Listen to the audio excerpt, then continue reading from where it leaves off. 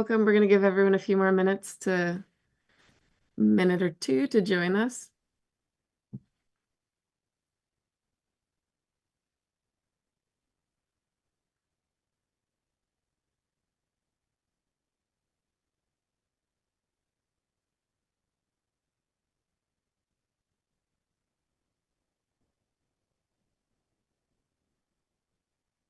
Hey, Tom. Hey, Rachel.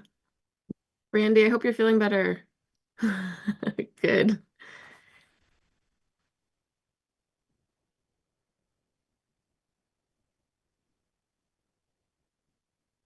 Where else are folks? Let us know in the chat where you are. Hey, Mark.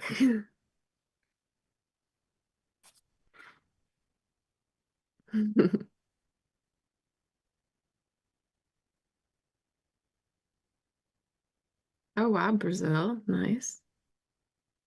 This is awesome. Gotta open my chat now.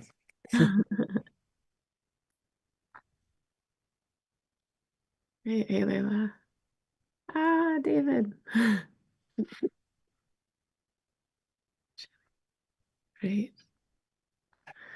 All right. I'm going to jump in. Keep throwing where you are into the chat. Thank you so much for joining us. Um, all right. So, hello, everyone. Thank you so much for jumping on today. Welcome to Dispatches from the Field, an exciting new initiative from the Explorers Club to bring the global community ever closer together. We're thrilled to have you all here as we set out on this online adventure to share our incredible stories and connect everyone, no matter where you are in the world. Dispatches from the Field is all about bridging the gap for those who can't always make it to in-person events. We want to shine a light on the extraordinary work of our fellow members and create a regular space for networking. So here's how it works. Each session kicks off with a 10-minute talk from one of our featured speakers. After that, we will move into our campfire sessions, which are small, intimate breakout groups where you can chat, share insights, adventures, and get to know each other. This platform is designed to be engaging, inspiring, and above all else, collaborative. So no matter where you are, you belong, you're here, and we can't wait to hear from you. So let's get started. In our last dispatches from the field, we heard Jeff Bloomfeld on how to get your project sponsored. Today, we will continue along that thread with the art of expedition storytelling. It's my pleasure to introduce the remarkable Kim Frank, an award-winning writer and passionate storyteller whose work sparks both wonder and action. Her latest book, which I'm currently enjoying, Elephants in the Hourglass, A Journey of Reckoning and Hope Along the Himalaya, is now available everywhere. Adding to her powerful body of work, featured in the Explorer's Journal, Sidetracked, Oceanographic, and more. Kim's multimedia project, Asian Elephants from Conflict to Coexistence, has fueled the global conversations through articles, talks, podcasts, and her upcoming documentary, Where the Forest Roars. A fellow of the Explorers Club and the Royal Geographic Society, she brings a rare depth of insight, blending storytelling with advocacy. Please join me in giving a warm welcome to Kim Frank. Thank you so much. I'm deeply honored to be here and grateful and thrilled to be among peers and friends. And many of you are also remarkable storytellers yourself. So I hope that what I share with you today, which is based on my own experience, that you can find maybe some little gems here and there. And then I'm looking forward to breaking out in the breakout sessions and having the opportunity for us to talk to each other about some of the tools that we're using and finding useful when we're in the field. Um, so for me, exploration storytelling is not just about documenting and then communicating scientific and cultural findings, but also translating our experiences in a way that others can connect and be moved by them, creating a powerful tool for building empathy and inspiring action. So, how do we make that kind of story through our work, whatever medium that we're choosing to use, weaving science, authentic voice, adventure risk, and vulnerability? The goal, I think, is that if you think of a bridge, you have an audience on one side and the expedition storyteller, the explorer on the other side, the artist. You can move a little bit and have your audience meet you all the way across the bridge, or you can come all the way to the audience where they don't have to do much work at all. But ideally, you want to kind of meet each other in the middle. So, how do we craft stories that can draw an audience in and reach a broader audience? So, I'm going to start just by reading a short excerpt and then of my book, and then I'm going to end on a short excerpt just to illustrate and illuminate what I'm talking about. Excuse me, I'm also, like many of you, I think, getting over a cold that I've had for quite a while. I lost my voice. Okay, this is from chapter 3.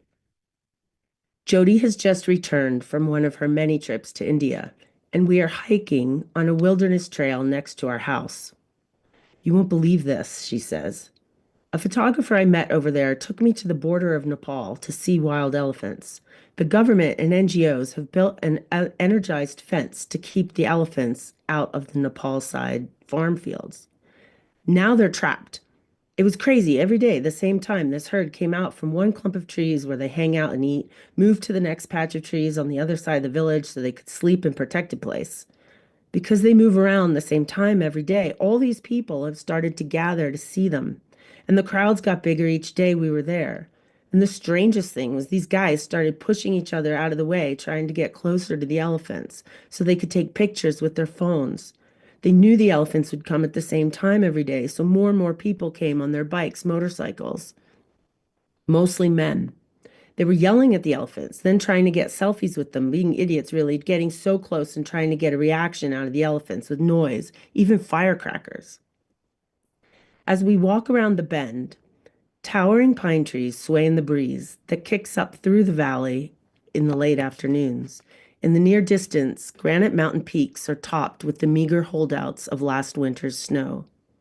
Somewhere in these woods right now, waking to the impending dusk, are black bears, coyotes, mountain lions, elk, moose, fox, and wolves. We often see any combination of them out on this trail, along the river, crossing the highways on the way into town, and eating neighborhood garbage on trash night. Last spring, a bear came down after hibernating, began tipping trash cans. Someone reported it to Fish and Game so the bear could be moved to safety. They killed the bear, calling him a nuisance. I didn't even know that was allowed. The animals in my backyard, most people only see in a zoo. I try to imagine what it would feel like to see an elephant as we come through the clearing, one of the few animals left on Earth whose outrageous size renders them giants from the days of dinosaurs or movies or fantasy books from our childhoods. So, using my current work as an example, here are some tools and strategies that have worked for me.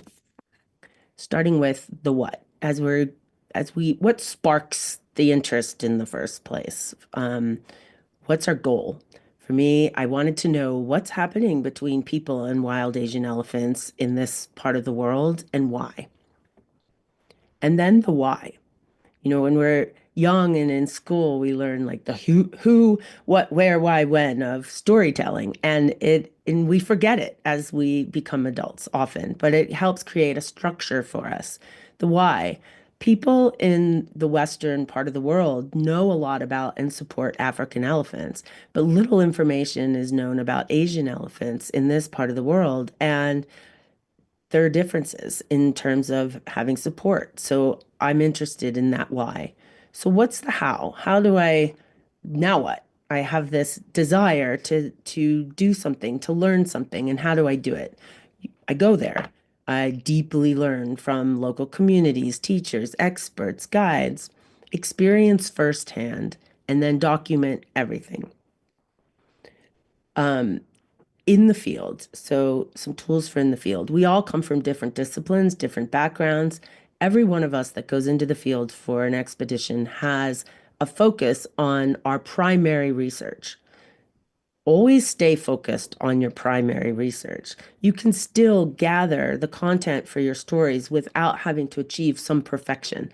So, document one of the best advice somebody gave me was, I mean, I'm a writer, like I'm thinking I've got to write my field journal every day, and at the end of the day you're exhausted, especially if you're involved in photography or filmmaking or engaging with scientific data collection.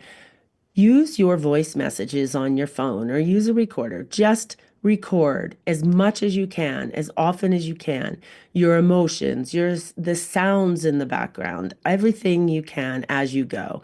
Take photos, not to have the perfect photo, but just to remind yourself when you get home of how things felt, sounded, trigger your memory. You're gathering for when you get home. Delegate to others. So you have a team. Sometimes we have a team, sometimes we're working alone. Look to where other people can help you while you're focused on something and make sure that you have an agreement for sharing. When you get home, carve out the time. This is an example right now of my storyboard.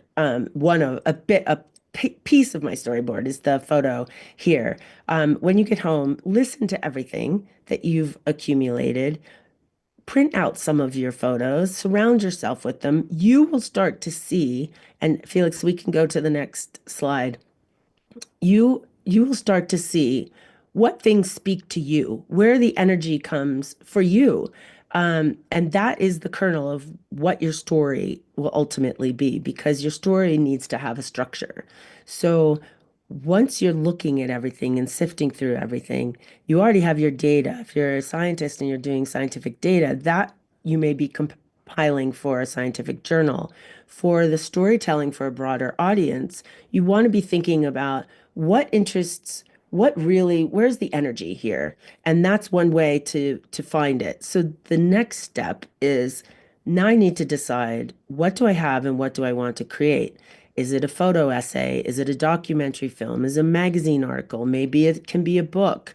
What do I need from there? More research, perhaps. Maybe I need to go back. Maybe I have colleagues in the field who can collect more things from me. Now is the time to start creating the structure.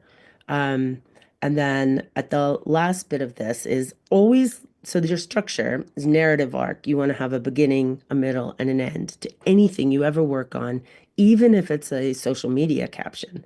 You want to be thinking about that narrative arc.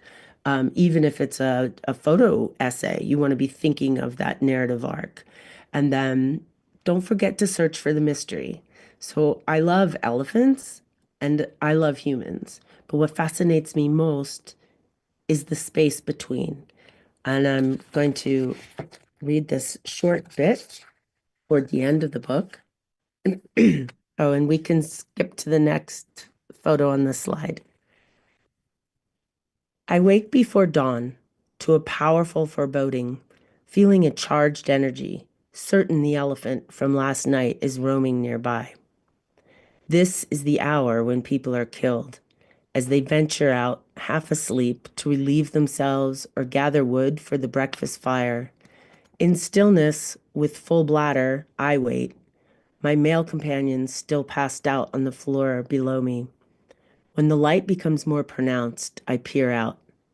Framed directly through the window, etched in white against a milky blue sky, is Kanchenjunga, the highest mountain in India, the third highest in the world. All these days I was within full embrace of this range, but only now does it appear. Before me stands proof that just because we cannot see something does not mean it is not there or is not true. The moment is holy. My helmet lies on the bedside crate beside me, a talisman. Across the planet, my daughters are falling fast asleep. nestled in blankets of privilege they cannot yet understand. The full weight of my growing responsibility is crushing. Here's my helmet from that. My family designed this amazing helmet for me that I wore while I was on the back of the motorcycles experiencing the elephant conflict. And I'll finish with this. A mentor once said to me, Kim, sometimes you have to fight for the story. And I think everybody on this call can relate to that struggle. As we break into groups, I'm wondering if maybe we want to discuss what are some tools that have helped you in your projects, in your expeditions, create stories that can make an impact, that can make a difference. Thank you.